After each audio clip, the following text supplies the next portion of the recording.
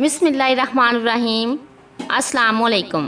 ہمارے پیارے نبی حضرت محمد صلی اللہ علیہ وآلہ وسلم ایسی چیزیں استعمال نہیں کرتے تھے جس میں بدبو ہو، اگرچہ وہ حلال ہو۔ حلال ہونے کے باوجود جن چیزوں میں بدبو ہوتی تھی وہ حضرت محمد صلی اللہ علیہ وآلہ وسلم استعمال نہیں کرتے تھے۔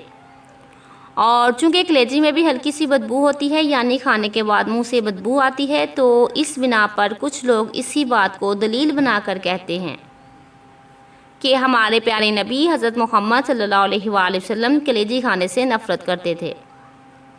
کلیجی خون سے بنتی ہے، اسی لیے اس میں بو تو ہر وقت موجود رہتی ہے، لیکن کیا واقعی ہمارے پیارے نبی حضرت محمد صلی اللہ علیہ وآلہ وسلم نے کبھی کلیجی نہ کھائی تھی؟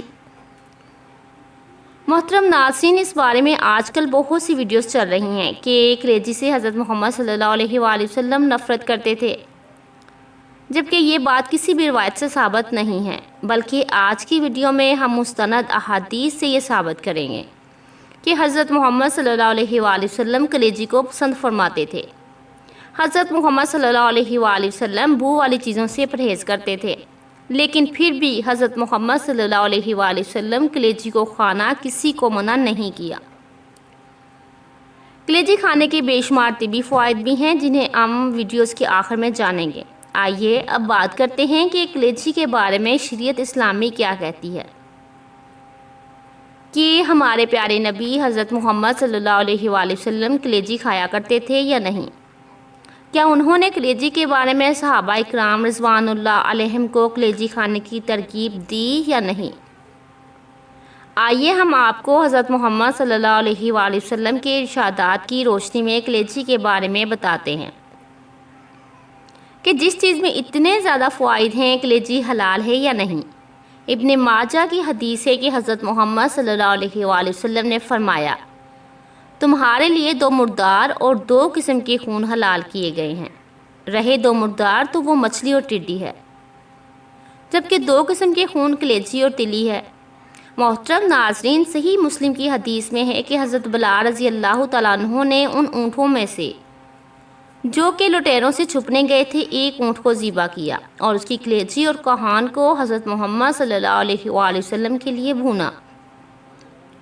اسی طرح امام بہقی روایت کرتے ہیں کہ حضرت بریدہ رضی اللہ تعالیٰ عنہ سے مروی ہے کہ حضرت محمد صلی اللہ علیہ وآلہ وسلم عید الفطر کے دن اپنے گھر سے کچھ کھائے پیے بغیر نہیں نکلتے تھے، اور عید الاضحیٰ کے دن نماز عید سے فارغ ہو کر آنے تک کچھ کھاتے پیتے نہ تھے، اور آپ قربانی کے جانور میں سے ابتدا کلیجی تناول فرمانے سے کرتے تھے۔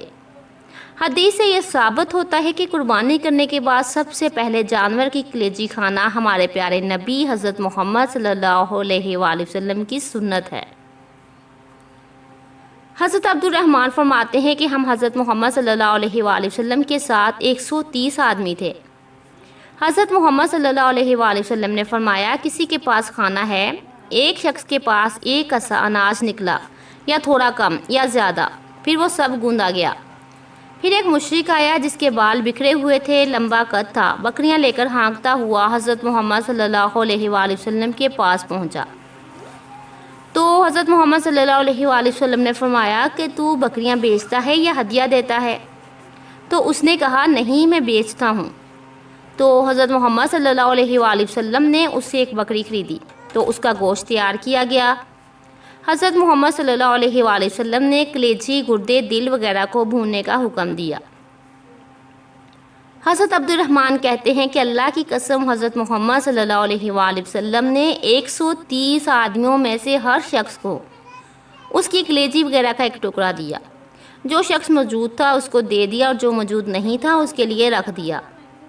حضرت محمد صلی اللہ علیہ وآلہ وسلم نے کھانے کے 2 بڑے پیالے بنائے اور ہم سب نے ان 2 پیالوں میں سے کھایا اور سیر ہو گئے۔ دونوں پیالوں میں کھانا پھر بھی بچ گیا تو میں نے اسے اونٹ پر لاد لیا۔ اللہ اکبر۔ محترم ناظرین، حضرت محمد صلی اللہ علیہ وآلہ وسلم کا کلیجی کو پسند فرمانا بہت سی احادیث سے ثابت ہے، اور یہ بھی افضل اور سنت ہے کہ جب بھی آپ کوئی جانور قربان کریں تو سب سے پہلے اس کی کلیجی کو کھائیں۔ آپ یہ جان کر حیران ہوں گے کہ جنت میں سب سے پہلے مچھلی کی کلیجی جنتیوں کو کھلائی جائے گی۔ محترم ناظرین، ہم آپ سے یہ گزارش کرتے ہیں کہ کلیجی کا استعمال ضرور کیا کریں۔ اس کا کھانا سنت ہے اور میڈیکل کے لحاظ سے اس کا کھانا صحت کے لیے بہت زیادہ فائدہ مند ہے۔ کلیجی ایک ایسی ڈش ہے جسے کچھ لوگ تو بے حد پسند کرتے ہیں اور کچھ لوگ دور بھاگتے ہیں، لیکن قدرت کی ہر چیز میں کوئی نہ کوئی فائدہ چھپا ہوتا ہے۔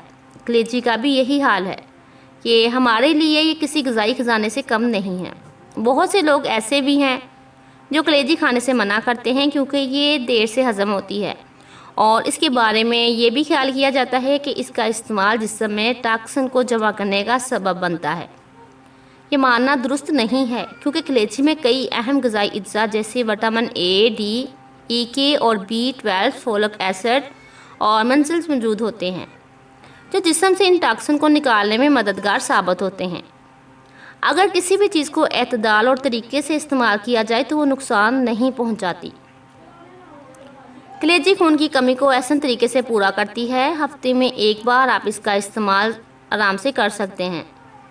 دیگر گوشت کے مقابلے میں کلیجی غذائیت سے بھرپور ہے، اس میں کوئی نامیاتی زہر نہیں ہوتا ہے۔ سچ تو یہ ہے کہ کلیجی آپ کے جسم سے ٹاکسن کو جمع کرنے کی بجائے خارج کرتی ہے۔ تھکاوٹ سے لڑنے میں اس کی تاثیر بہترین ہے۔ کلیجی وٹامنز، منرلز اور فیٹ سے بھرپور ہوتی ہے۔ آپ کا جسم وٹامنز بھی کلیجی سے موجود کاپر آپ کے میٹابولزم کو سپورٹ کرتا ہے۔ آپ اپنی کاپر حاصل کرتے ہیں اور آپ اگر 3 اونس کلیجی کا mg روزمرہ کی غذائیت سے 0.9 تک حاصل کر سکتے ہیں۔ دمبے کی کلیجی آپ کو اس کی mg استعمال کریں تو آپ 12 آدھی مقدار دیتی ہیں۔ محترم ناظرین، بہت سے لوگ خصوصی طور پر حاملہ عورتیں آئرن کی کمی کا شکار ہوتی ہیں، جبکہ کلیجی آئرن کا خزانہ ہے۔ کلیجی غذائیت سے بھرپور ہوتی ہے۔ اگر آپ اسے اپنی خوراک میں شامل رکھیں تو بہت سی دائمی بیماریوں سے بچ سکتے ہیں۔ یہ ہمارے دماغ کو صحت مند رکھنے میں مدد کرتی ہے۔ اعصابی نظام کی کئی بیماریاں وٹامنز B12 کی کمی میں ہوتی ہیں، تو اگر آپ کو ایسی کسی بھی علامت کا ہلکا سا بھی اندیشہ ہو، جیسے سوچنے اور یاد رکھنے میں دشواری، اعصابی اور نفسیاتی بیماری، کمزوری، توازن کی کمی، ہاتھوں پیروں کا سن ہو جانا اور پریشان کن ڈپریشن، وٹامن B12 کے حصول کے لیے آپ صحت مند جانور کی کلیجی استعمال کر سکتے ہیں۔ جزاک اللہ۔ ویڈیو پسند آئے تو کامنٹ سیکشن میں ضرور بتائیے گا۔ ویڈیو کو لائک اور شیئر ضرور کیجیے گا، اور جو میرے چینل پر نئے ہیں وہ پلیز میرے چینل کو سبسکرائب کر لیجیے۔ اللہ حافظ۔